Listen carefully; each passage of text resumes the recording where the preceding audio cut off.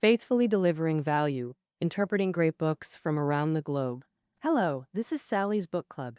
Today we'll be discussing The Conquering Tide, covering 1942 to 1944 from Guadalcanal to the Philippine Sea, written by Ian Toll, lecturer at the U.S. Naval War College and naval historian.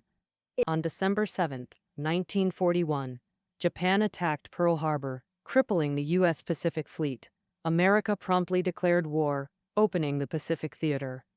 In the war's first 4 months, Japanese forces swept through Southeast Asia, seizing nearly all Western colonies in the region and devastating Allied military presence in Asia and the Pacific. But Japan's triumph lasted barely over half a year. By June 1942, recovered U.S. forces sank 4 Japanese carriers at Midway, reversing the tide toward Allied advantage. This history was detailed by Ian Toll in Volume 1 of his Pacific War trilogy, Pacific Crucible. Today's book, The Conquering Tide, is the trilogy's second volume. Its subtitle, 1942-1944, From Guadalcanal to the Philippine Sea, speaks for itself. In this episode, we'll explore how post-Midway victories allowed U.S. forces to seize initiative and push toward Japan's homeland. My analysis divides into 4 parts. First, strategic adjustments and Allied coordination. Second, the Guadalcanal campaign, breaking Japanese defenses. Fourth, wearing down the enemy, island hopping and attrition tactics. Fourth, approaching the homeland, bloody battles at Saipan and the Philippine Sea. All right, let's begin part 1. Strategic adjustments and Allied coordination. At Midway, sinking 4 Japanese carriers delivered Japan's worst naval defeat, prompting Allied strategic reassessment. Though Europe first was always the strategy, Japan's aggression forced greater U.S. commitment to the Pacific. With Japan checked, Britain and Soviet pressure mounted for America to fully implement Europe first. From the war situation, Europe really couldn't hold on much longer. On the Western Front, Britain fought alone against Germany for over a year. Almost all of Europe had fallen, with only the British Isles barely hanging on. On the Eastern Front, Soviet forces were retreating under fierce German offensives. By June 1942, during the Battle of Midway, the Soviets had lost over 4 million people, and vast territories were lost. If the Soviet Union collapsed, it would be tough for the Allies to turn the tide. Given this, U.S. President Roosevelt decided to shift focus to the European theater. On one hand, America continuously supplied Britain and the Soviet Union with guns, tanks, and planes to help them withstand the Germans. And, on the other hand, the U.S. planned to open a second front in Europe to relieve pressure on allies. This meant America would commit most of its manpower and resources to the European theater. After several rounds of negotiation among the Allies, the final outcome was a 70-30 split. Europe got 70% of all military resources, and the Pacific Theater got 30%. Admiral Nimitz, commander of the Pacific Theater, and his superior, Chief of Naval Operations Ernest King, were extremely unhappy about this. It was obvious that since the German Navy was weak, fighting in Europe relied mainly on the Army, with the Navy playing a minor role, unlike the promising Pacific Theater. But the reality couldn't be changed. And the U.S. Navy had to dance in shackles. Nimitz understood that with limited resources, a full-scale counteroffensive in the Pacific wasn't feasible. He could only pick a specific area for the main offensive. Where? Nimitz turned his attention to an island, Guadalcanal, or Guah Island. Guadalcanal is located in the South Pacific, the second largest island in the Solomon Islands, and it was originally a British colony. Geographically, it was on the fringe of the British Empire with little strategic value. It was the war that made Guadalcanal famous. In the early stages of the Pacific War, Japanese forces advanced triumphantly from the Central Pacific all the way south. By late January 1942, Japanese forces captured Rabaul, a key port in New Guinea, and soon took Guadalcanal and Tulagi, about 1,000 kilometers to its southeast. After that, The Japanese paused their offensive and began building airfields and fortifications on both islands, aiming to connect Rabaul with Guadalcanal and Tulagi into a single line. And so, this line served a dual purpose. It was both an offensive and defensive position. As an offensive line, Japanese forces entrenched on Guadalcanal could slip into Australian waters to blockade the direct shipping route between the US and Australia. When the time was right, they'd launch a full-scale assault, aiming to conquer Australia in one go. This way, the US forces would be completely driven out of the South Pacific. Even if the attack failed, the Japanese could still hold the Rabaul-Guadalcanal line to fend off American counterattacks.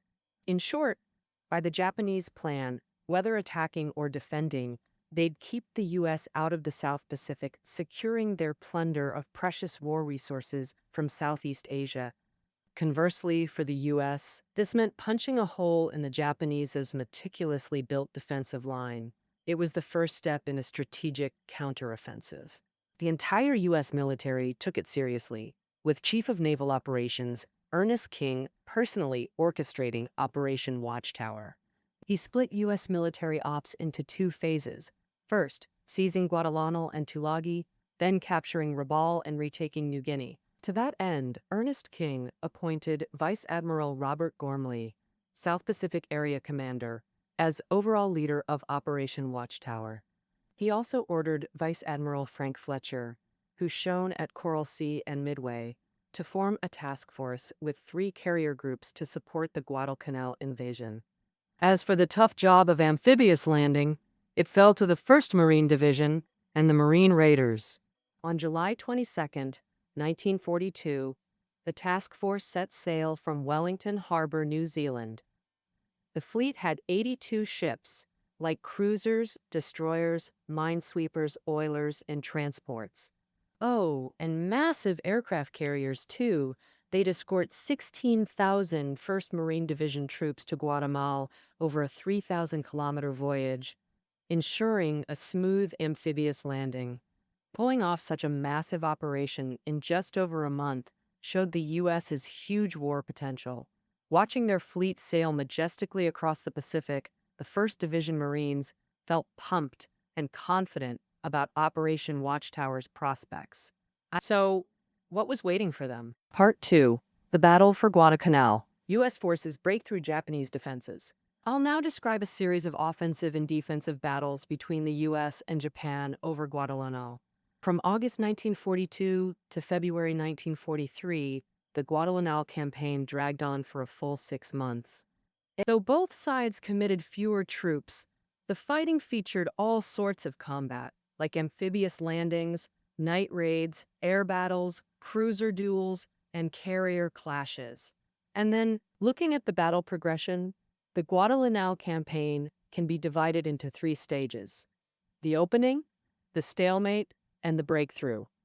First, let's talk about the opening. On the evening of August 6, 1942, the American task force approached Guadalcanal. At 6 a.m. on the 7th, cruisers and destroyers shelled Japanese positions. Yellow-green flames from the guns lit the beach. One shell hit a fuel depot, causing a massive explosion, with smoke rising hundreds of meters high. Next, American fighters strafed the airfield at low altitude, completely destroying it. Warships then began a second round of bombardment. All this was seen clearly through binoculars by Major General Vandegrift, commander of the 1st Marine Division, aboard a transport ship. Japanese docks, barracks, warehouses, anti-aircraft guns, and radio stations were all ablaze. The Japanese didn't counterattack at all, probably stunned by the assault. Vandegrift ordered the landing. The 1st Division split, some charging Guadalcanal in landing craft, others heading to Tulagi Island northward. Around 8 a.m., a white flare rose over Guadalcanal Beach, signaling unopposed landing and smooth advance inland. U.S. forces found abandoned Japanese trucks, pumps, road rollers, weapons, and hundreds of liters of gasoline. Tulagi's situation was similar. With no resistance, the Americans confidently shipped supplies ashore. In 2 days, They landed 1,500 barrels of aviation fuel, countless weapons, signal flags, typewriters, water purifiers, and enough rations for thousands of troops for 2 months. A perfect start that boosted morale sky high. Many felt Tokyo was within reach. But senior officers like General Vandegrift found the progress suspiciously smooth. So smooth it felt wrong, and they couldn't help but wonder, where had the Japanese garrison gone? It turned out the Japanese were caught off guard, unprepared for an attack on Guadalcanal. Actually, the Japanese on Guadalcanal were jolted awake by the bombardment. Knowing resistance was futile, they retreated into jungle and bunkers to await reinforcements. Their only hope was Rabaul, over 1,000 kilometers away, home to a formidable Japanese air and naval base. Indeed, after the U.S. landing, Vice Admiral Gunichi Mikawa of Rabaul's 8th Fleet sent planes to harass them, but the distance was simply too great. When they reached Guadalcanal's airspace, the Japanese pilots were exhausted, and their fuel only lasted 10 minutes. Thanks to their superb tactical skills, they shot down or damaged dozens of American planes, but lost over a dozen themselves, posing no real threat to the U.S. forces on Guadalcanal. Now, since the long-range raids weren't effective, Admiral Mikawa had only one choice: to lead the fleet into battle. The problem was, the main force of the Japanese Navy had suffered heavy losses at the Battle of Midway and had to return to Japan for repairs. Admiral Mikawa's 8th Fleet only had cruisers and destroyers, while the U.S. task force had 3 aircraft carriers. Charging in recklessly was too risky, but Mikawa had one advantage. The 8th Fleet was equipped with advanced night vision optics, rangefinders, and sights, plus trained in night combat tactics, with the crew skilled in nighttime operations. They couldn't beat the Americans during the day, but a night attack was doable. Mikawa decided to take the risk. On the night of August 7th, the 8th Fleet's 7 cruisers and 1 destroyer sailed out under cover of darkness, maintaining radio silence. By late the next night, they approached Savo Sound, north of Guadalcanal. Just past midnight, Japanese lookouts spotted an American destroyer. Mikawa signaled calm, ordering the fleet deeper into Savo Sound. That destroyer stayed unaware until 2 U.S. cruisers appeared. Mikawa decisively ordered all ships to fire as flares lit up the night sky. In an instant, the U.S. cruiser Canberra was hit by 20 armor-piercing shells and 2 torpedoes, its hull engulfed in flames. Nearby, the Chicago couldn't dodge in time. Its bow exploded, and all compartments flooded. Whoa! In just 10 minutes, Mikawa took out 2 cruisers. The Americans didn't even have time to sound the alarm. He then swung north, sinking or damaging 5 more ships docked there in one go. In the Battle of Savo Island, the Japanese lost 1 cruiser, sank 4 U.S. cruisers, severely damaged another, and injured 2 destroyers. The 1st Marine Division troops watched this from Guadalcanal's beaches, realizing their smooth start had vanished. The battle entered its second phase, a prolonged stalemate. After the Battle of Savo Island, the U.S. sent fleets from the mainland for reinforcements. Because the distance was too great, it would take time to arrive. In the meantime, the 1st Marine Division, lacking air and naval support, could only hold Guadalcanal. Fortunately, earlier on, the U.S. had shipped plenty of supplies to Guadalcanal, so basic needs were covered. For example, every Marine got a shovel for digging foxholes, hiding, and cooking. They had field stoves, mosquito nets, and sleeping pads for sleep, rain ponchos for wet weather, ample food, and fresh water, plus first aid kits and gas masks for emergencies. What's annoying is that Japanese planes from Rabaul would circle Guadalcanal every noon and evening, dropping a few bombs. Japanese warships also fired occasional shells, aiming to exhaust the Marines and deny them rest. The Japanese also tried landing on Guadalcanal. This operation was quite creative, using destroyers instead of transport ships to carry troops. This completely caught the Americans off guard. When destroyers carrying nearly 1,000 Japanese soldiers approached Guadalcanal, The Americans thought it was just another bombardment, and instead, the Japanese quietly came ashore and lay hidden. On August 20th at 2:30 a.m., the landed Japanese launched a surprise attack, but they still miscalculated. Barbed wire blocked the American positions. Hundreds of Japanese soldiers got caught in it and were mowed down by machine guns. The rest charged forward, screaming, "Banzai!" recklessly. Machine guns, submachine guns, mortars, and grenades roared all night. The fighting lasted until dawn.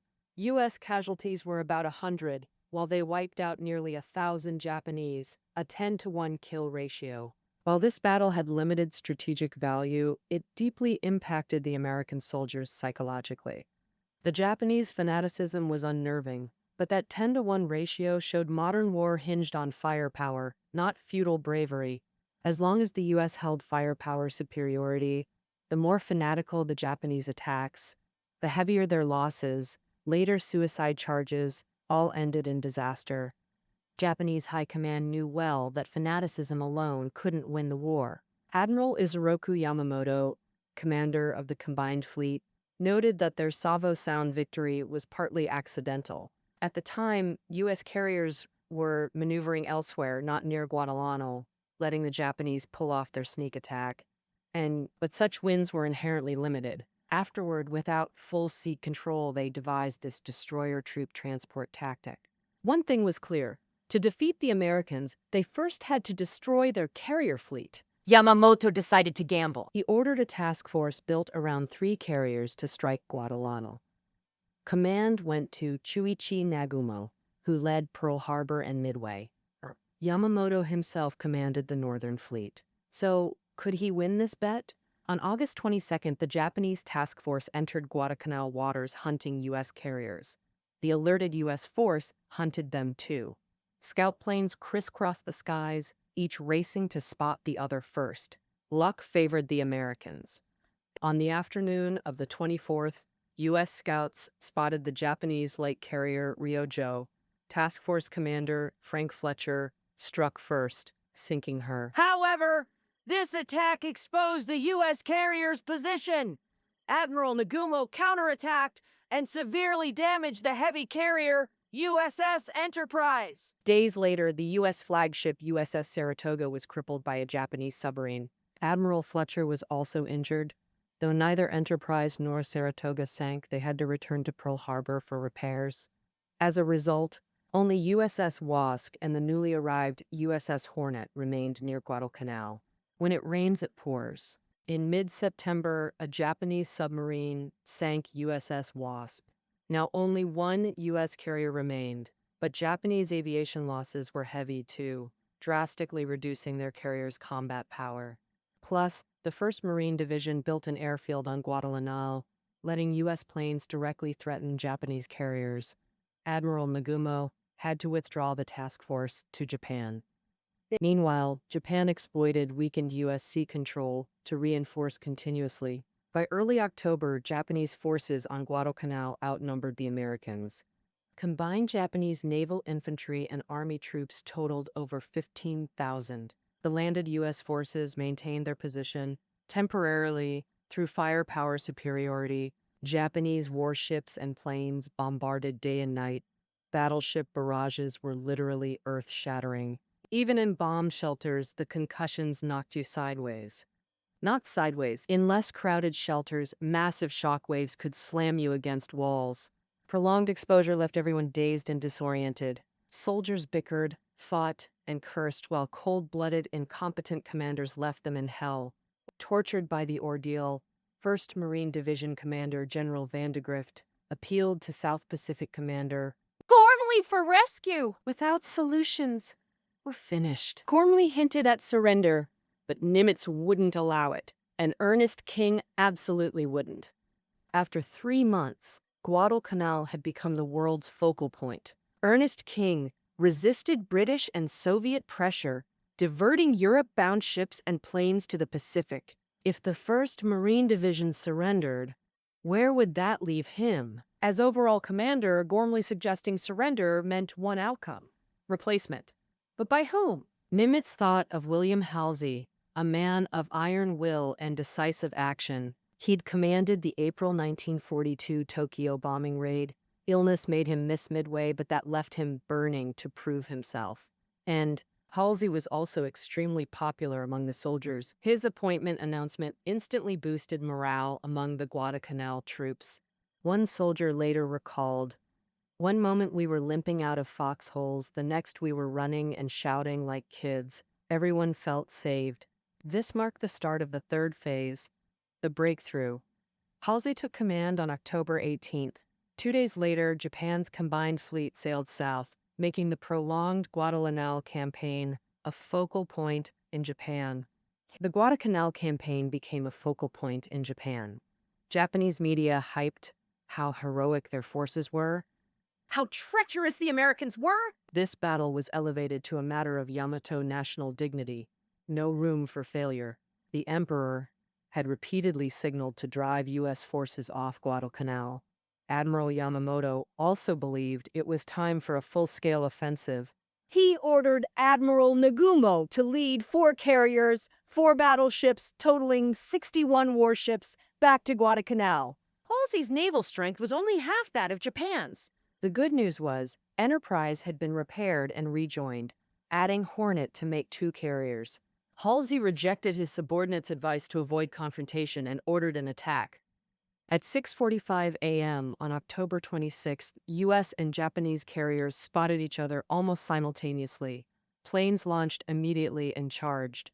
The U.S. struck first, severely damaging Zuiho, Shokaku, and Zuikaku. But Japanese pilots risked their lives. Some flew dangerously low for bombing accuracy. Others crashed into U.S. carriers after their planes were hit. Under relentless savage attacks, Hornet sank, and Enterprise was heavily damaged, returning to Pearl Harbor for major repairs. Short term, the U.S. would have no carriers near Guadalcanal. Yamamoto's plan seemed achieved. But the Japanese thought too simplistically. War tests not just raw strength, but also repair capabilities. The U.S. had strong industrial capacities. Damaged Enterprise was quickly repaired and returned. Japan was much slower. The 3 damaged Japanese carriers withdrew from Guadalcanal and weren't repaired for half a year. This meant U.S. and Japanese carrier numbers remained 1-to-1. The advantage Japan's Navy barely gained was quickly lost due to lagging repair capabilities. More importantly, in this carrier clash, the U.S. lost only 26 pilots, while Japan lost 148, including 23 aces. Since the Battle of the Coral Sea, over 400 Japanese naval pilots died in 5 months, nearly half their carrier pilots, significantly weakening Japan's air and naval power. 1. Lead. After a battle, it might look like a win, but dangers lurked ahead. Japan's naval command knew this well. They boasted victory to the media while secretly dismissing Admiral Nagumo. As for the Americans, though temporarily carrierless, U.S. planes from Guadalcanal's airfield attacked Japanese carriers in the area, forcing them back. From November 13th to 15th, another naval battle erupted. At the cost of multiple sunk U.S. ships and 2 captains lost, they sank 1 Japanese cruiser, 2 battleships, and 10 transports. After this, Japan lost all sea control near Guadalcanal. 36,000 Japanese troops were cut off from air and sea supplies. Logistics became impossible. A Japanese officer lamented, "Enemy planes swarm above us, strafing, endless bombing, soldiers dying." Where are our fighters? From December, Japanese troops starved en masse. A saying spread, "Those standing last, 30 days. Lying down, 7 days. Those unable to blink, 1 day." Japanese morale hit rock bottom. Despite this, Japan's leaders refused retreat. No one would bear the shame of losing Guadalcanal and tarnishing the great Japanese empire. Yet everyone knew the tide couldn't turn, creating a surreal spectacle. Both Navy and Army screamed for Guadalcanal support, but neither acted. They watched tens of thousands suffer agonizingly on the island until February 1943. Finally, the military prioritized survival over pride and approved withdrawal. Destroyers evacuated about 10,000, The rest perished on Guadalcanal. Over 70% of Japanese ground forces died, 7 times the U.S. rate. A horrific toll. In summary, Japan paid a colossal price to hold and lose an isolated island, shattering their confidence. The U.S. wore down Japan's navy, laying groundwork for large-scale counteroffensives. So what would the U.S. do next? Part 3. Wearing down the enemy. Island hopping and attrition tactics. I'll reveal the answer, starting with island hopping. After capturing Guadalcanal, as planned, the next U.S. target was Rabaul. At this point, a disagreement arose within the U.S. military. Chief of Naval Operations Ernest King suggested bypassing Rabaul to attack elsewhere, reasoning that Japanese defenses there were reinforced and ready. Direct assault would cause heavy casualties. Frontline commanders Nimitz and Halsey insisted on the original plan, taking Japanese-held islands one by one to gradually advance toward Japan's homeland, the safest approach. Ernest King conceded. On March 28th, the U.S. issued orders to advance toward Rabaul.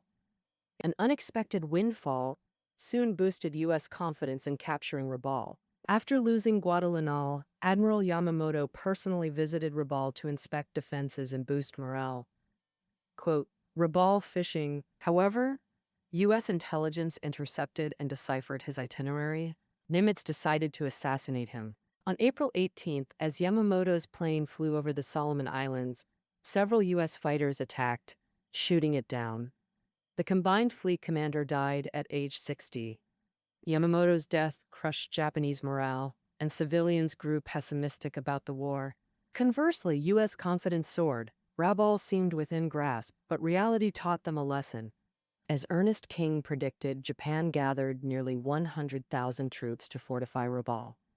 Unlike Guadalcanal, it was surrounded by islands and close to Southeast Asia, easing Japanese reinforcements. The U.S. faced multiple challenges, starting with uncertain amphibious landings. They tested the waters first at Munda Island, east of Rabaul. In late June 1943, 50,000 U.S. troops landed at Munda. It took 5 weeks and nearly 1,200 deaths to secure victory. Munda had only 4,500 defenders against 100,000 entrenched at Rabaul. Sobering question, how many troops would America need to take Rabaul? They couldn't spare that many. Enemy lines were solid, U.S. resources insufficient. Nimitz realized Ernest King was right. In August 1943, he ordered bypassing Rabaul, marking a major tactical shift. Henceforth, the U.S. avoided heavily defended areas, striking weak points in Japanese lines instead. The U.S. called this island hopping, leaping across Pacific islands like a frog. When they found soft targets, they bit hard. The small islands around Rabaul, like Bougainville and New Ireland, had few Japanese troops, so U.S. forces captured them easily. Over time, Rabaul became isolated. Instead of attacking it, the U.S. maintained the siege while island hopping towards Southeast Asia. Simultaneously, the U.S. launched another tactic, attrition warfare. Japan's homeland lacked resources. It sustained the war primarily through Southeast Asia's riches.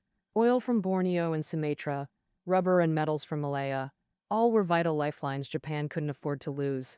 To transport these, Japan established an absolute national defense zone, stretching 7,200 kilometers north-south and 5,600 kilometers east-west.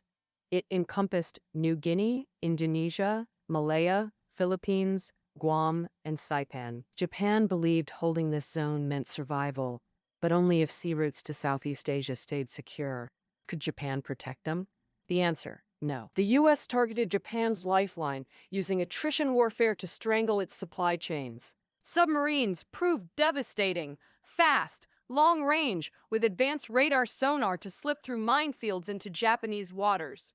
In November 1943 alone, U.S. subs sank dozens of Japanese merchant ships totaling over 300,000 tons. Only 15% of oil seized from Indonesia reached Japan that year. Throughout the Pacific War, U.S. subs sank 201 Japanese warships and 1,100-plus merchant vessels, crippling maritime logistics. By late 1944, Japan's oil reserves plummeted from 20 million barrels to under 1 million. Even shipping lanes from Korea and Manchuria were severed. Oil shortages immobilized the Navy. The super battleships Yamato and Musashi, nicknamed Hotel Yamato and Hotel Musashi, rarely sailed due to fuel gluttony. Planes and tanks faced similar constraints. Under these conditions, Japan couldn't hold its absolute defense zone. Oh, the absurdity! Japanese forces didn't play to their strengths, but instead fought a war of attrition on America's terms, the Rabaul air battles. A textbook case of such irrational behavior. Actually, under the original plan, Rabaul was outside the absolute national defense zone and should have been abandoned. But nobody dared say it. Just like the Guadalcanal campaign, urged by the military, Japanese media hyped defending Rabaul as a battle for national survival. So who'd dare withdraw? They couldn't retreat, only posture aggressively. In late 1943, massive U.S. bombing hit Rabaul. Admiral Minichi Koga, Yamamoto's successor, actually ordered an air superiority campaign. After years of war, Japanese pilots were already depleted. Now heavy air combat worsened the shortage. The result: pilots suffered combat fatigue, gazed depressed, fragile as children. Japanese command responded by demanding they overcome it through Bushido spirit. The U.S. implemented rotation, replacing pilots every 4 to 6 weeks per theater. Thus, fresh U.S. forces always faced exhausted Japanese, and American planes now outperformed theirs. Early in the Pacific War, U.S. planes stood little chance against Japan's fast-climbing Zero fighters. But at Rabaul, U.S. carriers deployed new Hellcats, outdoing Zeros in climb, speed, and dive capability, with far thicker armor. Dogfights often showed Hellcats riddled with bullets yet flying unharmed. Conversely, one Hellcat burst could blow a Zero apart mid-air. Hellcats made Rabaul a true hell for Japan's Navy, devouring its dwindling air power, wasting Japanese aviation. This played perfectly into U.S. strategy, trapping Japanese at Rabaul while hopping north through the Pacific. In late 1943, U.S. forces captured Tarawa Atoll from Japan's combined fleet. Westward lay the Central Pacific's key stronghold, Guam and Saipan. A colossal, decisive battle began brewing. This is what Part 4, Closing In, Bloody Battles at Saipan and the Philippine Sea, will cover. As strategic strongholds in the Central Pacific, Guam and Saipan are about 2,000 kilometers from Japan. U.S. long-range bombers flying from there could strike the Philippines to the west and Tokyo, along with the Kanto Industrial Zone to the northwest. However, Guam and Saipan are large islands with rugged terrain, and Japan had built extensive fortifications, making landings extremely difficult. In late February 1944, the Pacific Fleet headquarters devised Operation Forager, planning to launch the assault on June 15th, meaning preparations would last 3.5 months. During this time, the U.S. assembled 300,000 troops and over 600 ships, including the Fifth Fleet with 15 aircraft carriers. Why deploy so many carriers?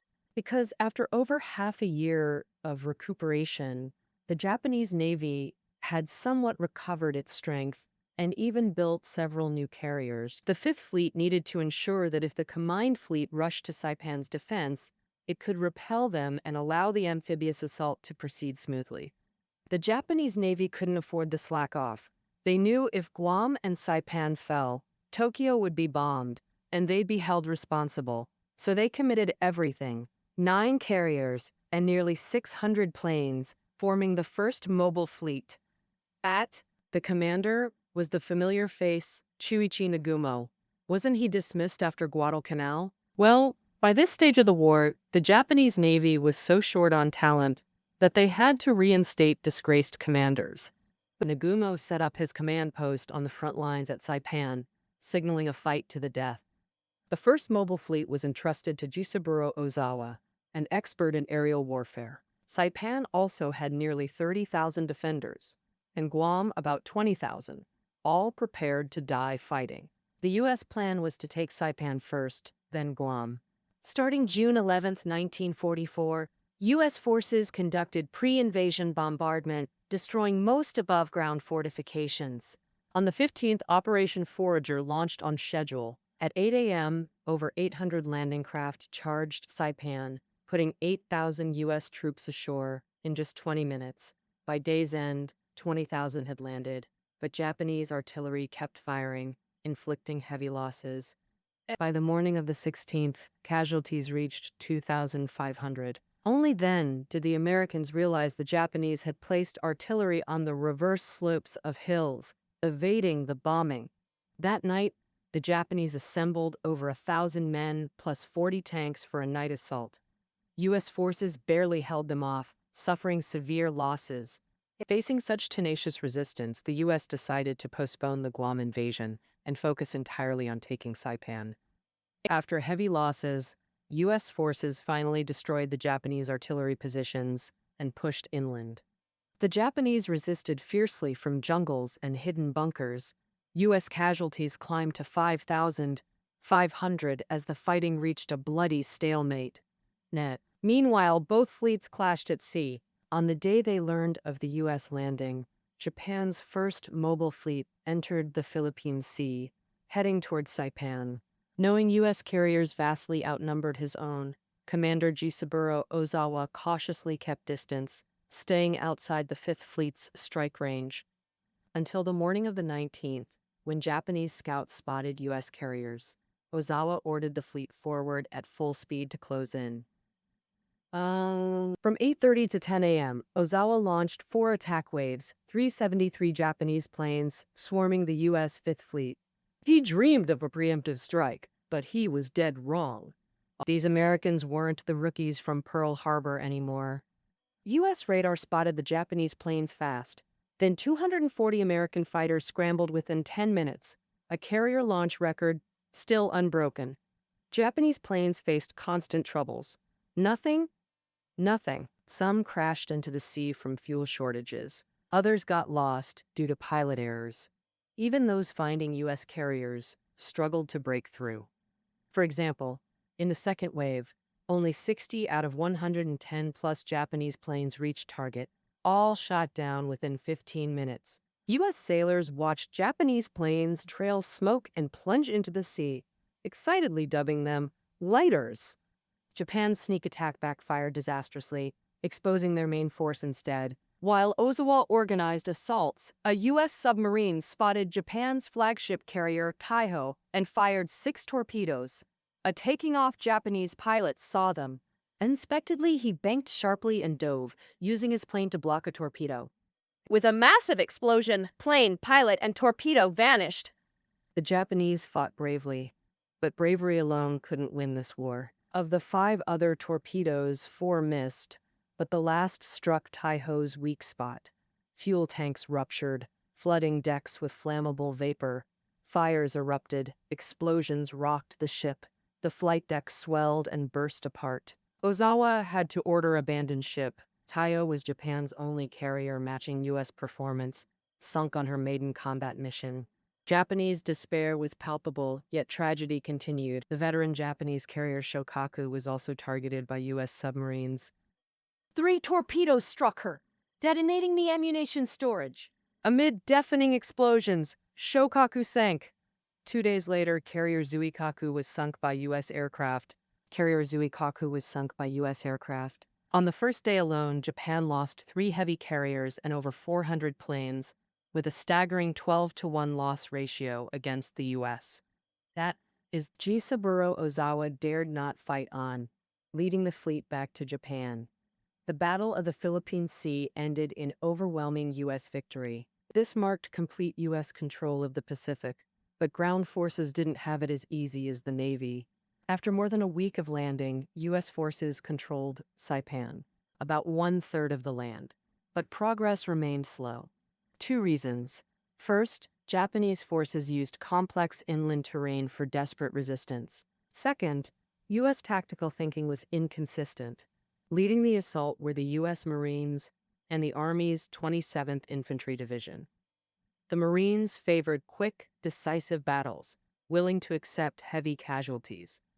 The Army insisted on steady, cautious advances, avoiding risks, which slowed the 27th Division's progress. Of course, with sea and air control, plus overwhelming troop and equipment superiority, U.S. victory was inevitable. The Japanese, however, were divided and surrounded. Communications severed. Food and water critically scarce. Despair spread among soldiers. On July 6th, Saipan's ground commander, Yoshitsugu Saito, radioed headquarters.